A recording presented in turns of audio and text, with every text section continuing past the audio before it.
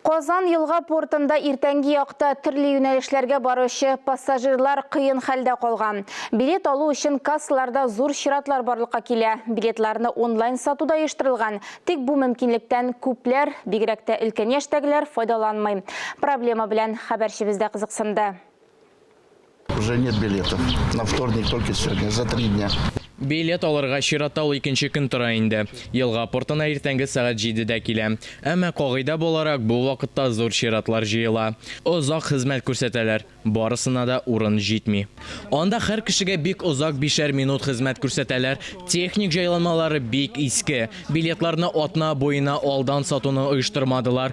Мондый проблема белән ешрак җәй көне дача сезоны вакытында очрашалар. Теплоходта Иделнең башка ярына тизрәк барып җитәргә мөмкин. Юлны кассаларга чират кына тоткарлый. Проблема беренче ел гына түгел инде. Быел Елга портында билетларны сатуда онлайн сервис эшли башлады. Я воспользовалась услугами сайта «Билет до» называется. Электронный билет, комиссия 3 рубля. Удобно.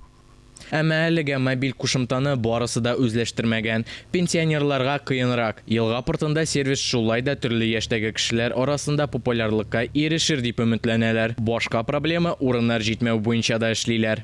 Пассажирларның күп булуы бу нормаль күренеш. Иртәнге сәгатьләрдә бик күп суднолар йөри.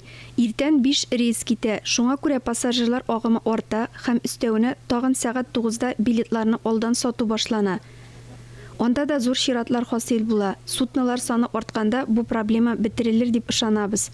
Елга портында бу атнада суднолар санын арттырырга вәгъдә итәләр. Әмма күпмегә икәнлеген әлеге төгәл билгеле түгел. Искәндәр Гемалдинов, Вадим Гойхман, Тахир Хәсәнов, Татарстан яулыклары.